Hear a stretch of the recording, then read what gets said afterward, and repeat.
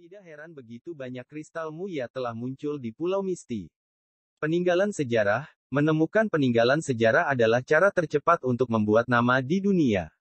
Hong menemukan beberapa sisa, sehingga menjadi yang terkaya di dunia, memberinya kemampuan untuk membuat jet mobil uniknya sendiri. Set Dewa Hitam Luo Feng mulai bergerak, menyelimuti seluruh tubuhnya. Kerusakan kuno ini tampaknya sangat besar. Seseorang harus berjalan di dalam dirinya sendiri sebelum dia dapat memeriksa seluruh tempat. Seseorang perlu berkorban untuk mendapatkan hasil. Jantung Luo Feng berdetak kencang, pesawat ulang-aliknya yang melonjak segera berbentuk Mountain Bulwark, mengayunkan bilahnya bersama dengan pecahan bilah di udara di sekitarnya. Luo Feng menyipitkan matanya, melangkah selangkah demi selangkah menuju pintu kabin. Pintu kabin itu lebarnya sekitar 20 meter, dengan jalan setapak sedalam 8 meter, pintu yang luas dan bercabang kiri dan kanan. Kristal Muya. Luo Feng menunduk, menatap lurus ke depan. Di tanah sepanjang jalan setapak, kristal putih kecil yang bercahaya berkumpul bersama, 10, 20, 30, kabut putih, aroma beras yang kental saat dia melangkah masuk melalui pintu kabin mencekiknya. Luo Feng membungkuk, dengan cepat mengumpulkan semua kristal Muya yang mengambang, memasukkannya ke dalam tas hitam di tasnya. Saat dia mengumpulkannya, dia menghitungnya masing-masing. 289 kristal. Saat dia meletakkan kristal terakhir di punggungnya, Luo Feng bisa merasakan jantungnya berdebar kencang, hampir seperti seseorang sedang menabuh drum besar di dalamnya. Pasukan gabungan dari bumi berhasil memperoleh total 42 kristal secara resmi. Menambahkan yang tidak dilaporkan, saya memperkirakan totalnya menjadi sekitar 60. Luo Feng datang dengan perkiraan kasar, setiap orang dari kristal itu bernilai kekayaan bagi Men. Hong mungkin telah memperoleh 10 dan merasa sangat puas. Dia bahkan melamar Luo Feng dan yang lainnya, setiap kristal bernilai 20 poin bintang. Petik 1. Sekarang, Luo Feng, di dalam kabin itu, telah memperoleh 289 kristal. Lebih dari gabungan semua kekuatan bumi. Ini pasti tempat peristirahatan sebenarnya dari kristal, yang di luar tidak bisa sebanyak itu. Hanya pintu masuk dan ada 289, aku ingin tahu apa lagi yang ada di sana. Luo Feng mengantisipasi lebih banyak lagi. Reruntuhan arkeologi tidak bisa hanya memiliki kristal Muya, sebenarnya hanya pintu masuknya yang memiliki begitu banyak kristal, ini membuktikan bahwa reruntuhan ini menyimpan harta yang jauh lebih besar di dalamnya. Jauh lebih besar dan lebih melimpah daripada reruntuhan lain yang ditemukan di bumi. Mengikuti jalan setapak, Luo Feng berhati-hati saat dia masuk melalui lantai yang tertutup debu. Setelah melewati pintu itu, jalan setapak menjadi 2 jalur kiri dan kanan. Saat dia melangkah ke persimpangan jalan, melihat ke kiri dan ke kanan, tertegun, itu, di kiri Luo Feng di jalan setapak, dindingnya terbuat dari logam unik, namun, dinding itu memiliki penyok dan bekas tinju yang besar, sebuah total 9 cetakan tinju besar. Jalan itu sendiri memiliki mayat besar yang bersandar di jalan setapak. Komputer kuantum mini, pindai. Luo Feng mengarahkan komputer kuantum mini langsung ke tubuh. Target tidak memiliki kekuatan hidup, almarhum. Komputer kuantum mini menampilkan kata-kata melalui layarnya. Ya, mayat. Luo Feng menahan napas, hati-hati memeriksa mayat, kulit mayat ini benar-benar gelap, tubuh kuat dan kokoh. Dia bahkan mengenakan baju besi perang khusus yang ditutupi dengan pola unik, pola yang jauh lebih rumit daripada yang ada di pesawat ulang-alik. Kedua tinjunya terbungkus sarung tangan khusus, satu pupil merah masih terbuka dan tampak teguh. Tuhanku. Saat Luo Feng melakukan kontak mata dengan mayat itu, hatinya mulai bergetar, hampir seperti semut melawan naga raksasa. Tidak, tepatnya, itu seperti orang normal yang menghadapi Pangu, pencipta alam semesta. Meskipun itu adalah mayat, satu matanya saja tidak kehilangan sinarnya. Entah sudah berapa lama orang itu mati, namun tatapan itu membuat Luo Feng gemetar, keringat dingin mengalir dari kepala dan punggungnya. Ini, level seperti apa yang telah dicapai oleh petarung yang kuat ini? Terlalu menakutkan. Luo Feng menarik napas dingin yang besar. Tenang, tenang. Dia menyadari dia tidak bisa mengatur kontak mata dengan mayat itu, pada saat dia melakukannya. Bahkan jika dia mencoba menenangkan dirinya, dia masih akan dipenuhi rasa takut yang tak terkendali. Jenis ketakutan untuk hidupnya. Tidak peduli seberapa kuat kemauannya. Jangan lihat matanya. Luo Feng perlahan-lahan menjadi tenang, menghindari mata mayat itu, dengan hati-hati memeriksa, tingginya sekitar 8 meter. Itu cukup mirip dengan gorila hitam besar, tetapi kulitnya sama sekali tidak berbulu, berkilau dan halus. Dilihat dari sekitarnya, seharusnya sudah mati bertahun-tahun yang lalu. Namun kulit, rambutnya, tidak membusuk atau mengering sama sekali. Hampir seperti hidup. Petik 2. Jika mayat itu tidak tertutup lapisan debu, Luo Feng akan berasumsi bahwa makhluk misterius ini mungkin telah mati belum lama ini. Tubuhnya sepertinya tidak rusak, bagaimana bisa mati? Luo Feng berpikir sejenak, menggelengkan kepalanya. Dia tidak punya jawaban sama sekali. Mari kita lihat apa yang ada di dalamnya. Luo Feng tidak terburu-buru untuk memeriksa tubuh lebih lanjut, berjalan melewati sisi mayat. Mengikuti jalan setapak yang luas, satu jalan tidak diblokir dengan jalan kecil di sepanjang jalan, tetapi Luo Feng terus mengikuti jalan besar yang luas. Setelah sekitar 300 meter, jalan setapak mulai berliku, sampai sebuah pintu besar muncul. Pintu ini lebarnya lebih dari 10 meter, dan tingginya lebih dari 10 meter. Itu setengah terbuka. Ini adalah. Luo Feng berusaha untuk tidak bersuara saat dia melangkah melewati pintu. Tuhanku. Luo Feng tanpa sadar menghirup udara dingin, ini adalah aula cantik setengah lingkaran setinggi setidaknya 10 meter, lebar 200 meter.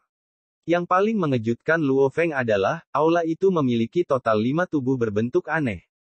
Tidak, totalnya 6. Luo Feng menggunakan komputer kuantum mini untuk memindai sekali, memang tidak ada kekuatan hidup atau energi yang berasal dari salah satu dari mereka. Tak satu pun dari 5 mayat itu masih tampak sangat hidup, tanpa bentuk kerusakan apapun. Namun, tubuh ke-6 hanya tersisa tulang belulang yang bersinar keemasan, kulit dan rambut panjang berubah menjadi abu. Tubuh ke-6 ini, Luo Feng memeriksa dengan cermat. Salah satu mayat berbentuk aneh sangat mirip dengan yang dia temukan di pintu masuk, sedikit lebih kecil tetapi mirip dengan gorila hitam dengan tinggi sekitar 6 meter. Tubuh ini roboh setengah berlutut di tanah. Armor tempurnya rusak, tubuhnya penuh dengan luka, namun tidak ada luka yang membusuk. Tubuh kedua lebih mirip dengan manusia, tingginya sekitar 4 meter, tertutup sisik hitam dengan tanduk di dahinya dan ekor yang bersisik. Tubuh ketiga juga bentuknya mirip dengan manusia, tingginya sekitar 6 meter, kulitnya hampir mirip cangkang kura-kura. Ini seperti salah satu film lama Amerika yang dikenal Luo Feng, di mana salah satu karakternya seperti manusia batu. Namun tubuh ini jauh lebih tampan. Cangkangnya halus dan berkilau, berkumpul bersama hampir seperti baju besi perang yang sangat indah. Tubuh keempat, hampir identik dengan tubuh manusia. Kulit kuning, rambut hitam dan bekas luka di wajahnya, namun dia terlihat tenang saat dia duduk bersila di lantai, tubuhnya tertutup debu. Dari bumi, Cina, Luo Feng menatap tubuh keempat, penasaran tapi menyesal. Luo Feng bisa merasakan bahwa, sementara benda-benda ini telah mati untuk waktu yang sangat lama, setiap mayat memancarkan kekuatan yang membuat seseorang gemetar tak berdaya. Ini semua adalah pejuang yang luar biasa. Jauh lebih kuat dari Hong dan Dewa Petir berkali-kali lebih kuat dari Luo Feng sendiri. Dan yang satu ini benar-benar terlihat seperti orang Cina, membuat Luo Feng semakin menyesal telah meninggal. Tubuh kelima ini, Luo Feng curiga saat melihatnya. Keempat jenazah yang dia periksa mengalami luka, tetapi luka tidak mematikan. Tubuh kelima ini tingginya 5 meter, tubuhnya berwarna tembaga, hampir seperti dibentuk dari tembaga, dan dadanya memiliki rongga yang besar, seperti ditusuk dengan tangan. Yang aneh adalah, rongga di dadanya sebenarnya berisi bahan aneh berwarna tembaga, bukan organ. Apakah ini orang? Luo Feng menggelengkan kepalanya. Tubuh ke-6 ini adalah yang paling normal. Luo Feng memandang tubuh, sekitar 2 meter, hanya tersisa tulang, bersinar keemasan. Hal yang paling unik adalah ada tanduk kecil yang melengkung di dahi tengkoraknya, hampir seperti itu membuktikan berbeda dari manusia bumi dengan itu. 6 mayat di aula, termasuk yang ada di jalan masuk, total 7 mayat. Ketujuh mayat ini, hanya satu yang membusuk sampai hanya tulang emas yang tersisa, 6 lainnya hampir tidak rusak, seperti hidup. Jika mereka semua mati pada saat yang sama, mengapa yang satu ini membusuk sampai hanya tinggal tulangnya yang tersisa, jelas sudah sekarat dulu, sementara yang lain belum membusuk sama sekali. Luo Feng curiga, waktu adalah senjata yang sangat kuat, di bawah pergerakan waktu, tubuh seperti apa yang tidak bisa terurai. Dia mengamati sekeliling aula. Aula paling kosong, hanya lantai dan langit-langit yang penyok di sana-sini, seolah-olah pertempuran telah terjadi sebelumnya. Sebuah suara terdengar. Luo Feng terkejut. Aula gelap tiba-tiba menyala, cahaya yang menyilaukan ditembakkan dari langit-langit aula, menyelimuti seluruh aula. Pada saat yang sama, cahaya aneh terkonsentrasi di tengah aula, membentuk sosok siluet hitam seorang pria. Sosok ini tingginya sekitar 1,4 atau 1,5 meter, kecil seperti anak kecil, bertanduk dua tumbuh dari keningnya, pupilnya berwarna merah dan mengenakan jubah hitam. Luo Feng, kamu akhirnya datang. Anak berjubah hitam itu menatap Luo Feng, pupil mata merah bersinar dengan gembira. Kamu adalah... Luo Feng dengan hati-hati memandang anak berjubah hitam itu. Anak itu sebenarnya berbicara dalam salah satu bahasa dunia, Cina. Ia bahkan tahu namanya. Aku telah menunggumu selama 50.000 tahun. Anak itu menggelengkan kepalanya, pengetahuan yang Anda miliki sangat sedikit dan buruk, 50.000 tahun sebelum saya akhirnya mendapatkan kandidat yang cocok. 50.000 tahun. Luo Feng gemetar, Anda berkata, reruntuhan arkeologi ini telah ada di sini selama 50.000 tahun, apakah mereka telah mati selama 50.000 tahun? Luo Feng menunjuk ke arah 6 tubuh berbentuk unik di aula. Iya, mereka sudah mati selama 50.000 tahun. Anak bergoyang hitam itu memandang ke 6 tubuh di aula, menggelengkan kepalanya dan mendesah, mereka semua adalah sosok kuat dan penting yang tak tertandingi di alam semesta yang luas, makhluk abadi. Waktu sendiri kehilangan kemegahannya di depan makhluk-makhluk ini, bahkan dalam kematian, tubuh mereka tetap abadi selamanya. Petik 2. Namun, begitu Tuan meninggal, mereka harus mengikuti dan dikuburkan bersamanya. Anak berjubah hitam itu memandang Luo Feng, ikuti saya untuk memberi hormat kepada guru. Di aula berbentuk setengah lingkaran yang menakjubkan, tangan putih kecil anak berjubah hitam itu menunjuk ke tengah tanah. Tiba-tiba, suara cici, berdering, dan lantai logam tiba-tiba terbelah, menampakkan sebuah terowongan. Ikutlah bersamaku. Anak berjubah hitam itu berjalan di depan sementara Luo Feng mengikuti di belakang. Dia ingin aku pergi memberi penghormatan kepada Tuan apa? Tuan yang meninggal 50.000 tahun yang lalu. Luo Feng dipenuhi dengan kebingungan. Tapi satu hal sudah jelas, dengan apa yang telah ditunjukkan reruntuhan arkeologi sejauh ini, tidak perlu trik khusus untuk membunuhnya. Jadi Luo Feng hanya bisa dengan paksa menekan keingintahuannya dan mengikuti satu langkah setiap saat. Di ujung terowongan, anak berjubah hitam itu melompat, sementara Luo Feng juga melompat mengejarnya. Kedalaman lorong sekitar 30 meter. Ketika anak berjubah hitam dan Luo Feng mendarat di tanah di bawah, aula gelap itu menyala. Sekilas, Luo Feng melihat bahwa aula gelap ini kosong. Dindingnya berbentuk segi 8 tapi tidak ada apa-apa di dalam aula. Buka. Anak berjubah hitam itu menunjuk ke tanah. CRACK gelombang. Tanah sedikit bergetar dan perlahan mulai terbelah. Mayat guru ditempatkan di lokasi yang sangat aman. Anda harus menunggu sebentar untuk melihatnya. Anak berjubah hitam itu melihat ke arah Luo Feng, pupil merah darahnya menyebabkan seseorang membeku. Luo Feng, kamu pasti penuh kebingungan sekarang kan? Petik 2. Ya, Luo Feng tidak menyangkalnya. Izinkan saya memperkenalkan diri, saya Babata. Anda bisa memanggil saya, Demon Babata. Tentu, begitulah bunyinya saat diterjemahkan ke dalam bahasa Cina di bumi. Seharusnya disebut, seks, dalam bahasa umum di alam semesta. Meskipun Luo Feng mendengar apa yang dikatakan anak berjubah hitam itu, dia sama sekali tidak bisa memahaminya. Luo Feng membeku, Demon Babata. Kata, iblis di sini, adalah gelar yang kuberikan pada diriku sendiri. Lanjut anak berjubah hitam itu, intinya, aku adalah Ai. Ai. Luo Feng bingung. Ai seperti manusia kristal botak di reruntuhan arkeologi tanda pagar 9. Namun, Ai memiliki level yang berbeda. Program logika sederhana Anda di bumi tidak berhak disebut Ai. Untuk bisa disebut Ai, itu tidak bisa kalah dengan manusia dalam berpikir kritis. Seperti Ai di reruntuhan arkeologi tanda pagar 9, hanya itu yang bisa disebut Ai sejati, kata anak berjubah hitam itu. Adapun aku, meskipun saya adalah Ai pada intinya, setelah mengikuti master selama bertahun-tahun yang tak terhitung jumlahnya, saya telah melampaui Ai. Saya bisa disebut Ai hidup. Aku adalah makhluk hidup sepertimu manusia, dan hewan, tumbuhan, Nada anak berjubah hitam itu sedikit heboh, aku juga punya berbagai emosi seperti suka, marah, sedih, Dan aku juga punya kemampuan untuk melatih diriku sendiri. Dan saat itu, tuanku menyiapkan tubuh untukku. Dengan tubuh itu, aku membiarkan nama, Demon Babata, tersebar di banyak galaksi di alam semesta yang luas.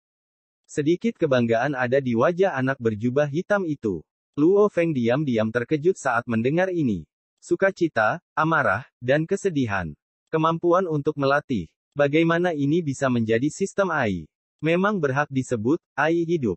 Menurut apa yang dia katakan, ada 4 level, program logika, Ai yang sebanding dengan logika manusia nyata, Ai dengan emosi, Ai yang hidup. Dalam pertempuran yang melibatkan galaksi yang tak terhitung jumlahnya dan menghancurkan hal-hal yang tak terhitung jumlahnya di belakangnya, tubuhku hancur dan aku sekali lagi kembali ke keberadaan virtual Ai, kata anak berjubah hitam dengan sedikit kesedihan. Aku masih bisa kembali menjadi Ai virtual, tapi Tuan, dia menoleh ke peti kristal yang muncul perlahan. Peti mati kristal transparan perlahan melayang dari tanah. Luo Feng juga memperhatikan dengan cermat. Peti kristal itu memiliki panjang 6 meter, lebar 4 meter, dan tinggi 2 meter. Peti mati kristal yang benar-benar transparan memancarkan udara yang sangat dingin. Luo Feng, yang mengenakan set dewa hitamnya dan merupakan pembaca roh di satu tahap penjelajah bintang, tidak bisa membantu tetapi menggigil. Itu terlalu dingin. Dengan suhu serendah ini, peti mati kristal ini mungkin tidak terbuat dari kristal. Tapi Luo Feng juga tidak tahu bahan apa ini, jadi dia akan menyebutnya peti mati kristal untuk saat ini. Di dalam peti kristal tergeletak mayat. Mayat ini panjangnya sekitar 3 meter dan memiliki 2 antena fleksibel di dahinya. Selain tubuhnya yang besar dan antenanya, ia tampak persis seperti manusia di bumi. Ia mengenakan jubah hitam yang bersinar redup. Rambut panjangnya terentang saat berbaring diam di peti mati kristal, seolah sedang tidur. Wajahnya sangat tampan, dan 2 mata sipit dan panjangnya cukup feminin, meskipun itu hanya mayat sekarang, ia memiliki keindahan yang aneh yang bisa mengguncang jiwa seseorang. Menguasai. Anak berjubah hitam itu memegangi peti mati kristal. Tangan putih mungilnya menggenggam erat saat dia memasang ekspresi galak. Dua air mata jatuh. Ai yang hidup bahkan bisa menangis. Luo Feng sedikit terkejut. Berlututlah, anak berjubah hitam itu dengan marah menoleh ke arah Luo Feng. Luo Feng membeku. Aku menyuruhmu berlutut. Karena Anda adalah anggota planet Yunmo, dan tuanku, adalah penguasa planet Yunmo. Kamu harus berlutut. Raung anak berjubah hitam itu. Sedikit kegilaan bisa dilihat di matanya. Namun, segera setelah itu, anak berjubah hitam itu menutup matanya dan kemudian membukanya kembali. Dia sedikit tenang saat dia tertawa getir, saya belum berbicara dengan siapapun selama 50.000 tahun, jadi emosi saya agak kacau. Tanpa kegembiraan, kemarahan, atau kesedihan, saya hanya akan menjadi Ai sederhana. 50.000 tahun kesendirian tidak akan berarti banyak. Tapi setelah emosi berkembang, 50.000 tahun sangat melelahkan untuk bertahan. Sungguh, emosiku cukup baik di masa lalu. Luo Feng tidak tahu apakah harus tertawa atau menangis. Babata, kamu bilang mayat ini adalah penguasa planet Yunmo, mungkinkah dia Hu Yanbo? Luo Feng agak gugup. Ya, jika diterjemahkan ke dalam bahasa China di bumi, itu bisa diterjemahkan ke dalam Hu Yanbo. Emosi anak berjubah hitam itu sepertinya berangsur-angsur rileks. Hu Yanbo, Master Planet Yunmo, Hu Yanbo. Luo Feng menarik napas dalam-dalam. Hanya karena warisan yang saya terima darinya, saya harus memberi penghormatan. Luo Feng langsung berlutut dan menepuk kepalanya ke tanah 3 kali berturut-turut. Kepada orang ini bernama Hu Yanbo, meskipun Luo Feng belum pernah melihatnya sebelumnya, sejak dia mulai berlatih Soaring Sky, dia selalu memuji senior ini. Untuk dapat menciptakan begitu banyak senjata spiritual, betapa hebatnya dia. Dan, pesawat ulang-alik yang melonjak, hanyalah salah satu dari senjata itu. Karena dia menggunakan pesawat ulang-alik yang melonjak dan sedang berlatih soaring sky, dia harus memberi hormat kepada senior ini. Luo Feng. Anak berjubah hitam itu memandang ke arah Luo Feng, izinkan saya bertanya, apakah Anda bersedia menjadi murid dari majikan saya dan menjadi guru masa depan planet Yunmo? Tentu saja, planet Yunmo telah dihancurkan, kekuatan ini telah dimusnahkan. Menjadi muridnya, Luo Feng membeku. Menjadi murid orang mati. Mungkinkah, bahwa Master Super kuat planet Yunmo ini memiliki semacam harta untuk diwarisi? Ketika anak berjubah hitam, Babata, melihat Luo Feng ragu-ragu, dia mulai sedikit gugup karena ini adalah orang pertama yang cocok yang dia temui dalam 50.000 tahun. Dia dengan cepat berkata, Luo Feng, tuanku, Huyanbo, adalah keberadaan yang kekal. Dalam sekitar 6.000 era dia hidup, dia berkelana melintasi alam semesta dan menjadi salah satu pejuang yang benar-benar kuat di alam semesta. Sekitar 6.000 era, mengikuti Luo Feng. Satu zaman, setara dengan bumi. 10.081 tahun, kata Babata. Senior Huyanbo masih hidup selama sekitar 60 juta tahun. Luo Feng menatap Babata. Babata melebarkan matanya dan berkata dengan marah, guru adalah keberadaan yang tidak pernah mati, keberadaan yang kekal. Jika bukan karena pertempuran terakhir, Tuan bisa hidup selamanya. Di alam semesta yang luas, ada banyak orang yang hidup lebih dari 100 juta tahun. Bahkan ada beberapa keberadaan abadi yang telah ada lebih lama dari yang dimiliki bumi. Petik 2. Luo Feng berkedip 2 kali. Waktu keberadaan bumi. Waktu keberadaan petarung yang kuat. Luo Feng, menggunakan frase dari bumi Anda katak di dalam sumur. Wajah Babata dipenuhi amarah. Namun, wajah putih mungilnya tampak cukup imut. Kamu pernah ke reruntuhan arkeologi Tanda Pagar 9, tapi yang disebut reruntuhan arkeologi Tanda Pagar 9 hanyalah salah satu dari sejumlah besar basis pemantauan di bawah planet Yunmo, dan itu sangat sedikit informasi. Petik 2. Hari ini, saya akan memberi Anda pelajaran dan membiarkan Anda memahami keajaiban dan luasnya alam semesta. Babata mengangkat kepala mungilnya, menurut apa yang Anda penduduk bumi katakan, galaksi tempat Anda tinggal disebut Bima Sakti. Tapi tahukah kamu, berapa banyak galaksi yang ada di alam semesta yang luas? Petik 2. Luo Feng ingat pernah belajar di sekolah bahwa bumi telah menemukan lebih dari 10 miliar galaksi. Alam semesta memang luas dan tidak terbatas. Sebuah galaksi sudah sangat besar, dan 10 miliar galaksi adalah angka astronomis. Dan ini hanya bagian yang telah ditemukan umat manusia. Beberapa lusin miliar galaksi. Luo Feng agak ragu-ragu dan memberikan angka kasar tanpa rasa percaya diri. Babata mengerutkan kening dan kemudian berkata, kurasa cukup baik bagimu untuk memberikan jawaban seperti itu.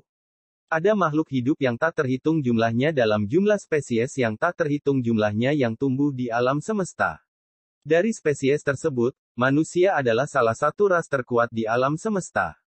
Saat saya berbicara tentang manusia, saya tidak sedang berbicara tentang apa yang Anda ketahui di bumi. Seperti dalam game kecil di planetmu, Orc, Elf, Del. Disebutkan. Itu semua dihitung sebagai cabang ras manusia. Luo Feng hanya bisa mendengarkan dengan cermat. Galaksi Bima Sakti tempat bumi Anda berada memiliki total sekitar 200 miliar bintang. Jumlah planet sangat tinggi sehingga sangat mengejutkan. Namun, dari sekian banyak planet, hanya sekitar 210.000 planet yang memiliki banyak orang yang tinggal di dalamnya, kata Babata, galaksi Bima Sakti, galaksi Beta, Del. 8 galaksi besar yang bertetangga ini membentuk Kekaisaran Silver Blue, sebuah peradaban tingkat rendah yang beradab, bangsa di alam semesta. 8 galaksi, 1 kerajaan. Luo Feng tidak percaya, dan juga, Anda mengatakan bahwa ada sekitar 210.000 planet dengan banyak kehidupan di galaksi Bima Sakti. Suci. Dan bumi bahkan belum menemukan satu pun sejauh ini. Menakjubkan. Meskipun Kekaisaran Silver Blue adalah negara dengan level rendah, itu masih merupakan negara beradab tingkat rendah di alam semesta. Peradaban mereka jauh melampaui peradaban Anda. Bahkan jika mereka mengirim armada kapal luar angkasa ke angkasa yang mengelilingi bumi Anda mungkin tidak akan dapat menemukannya. Kata Babata dengan jijik, biasanya, jika sebuah galaksi sebesar galaksi Bima Sakti berkembang secara normal, satu petarung tingkat alam semesta akan lahir. Tentunya dengan bimbingan dari seorang guru yang handal, efisiensi bisa lebih tinggi, namun, tebakan saya adalah bahwa di 8 galaksi besar di bawah kendali kerajaan Silver Blue, akan cukup bagus untuk jumlah petarung tingkat alam semesta melebihi 10, tentu saja, bangsa beradab tingkat rendah, seperti semut di depan tuanku, ucap Babata tanpa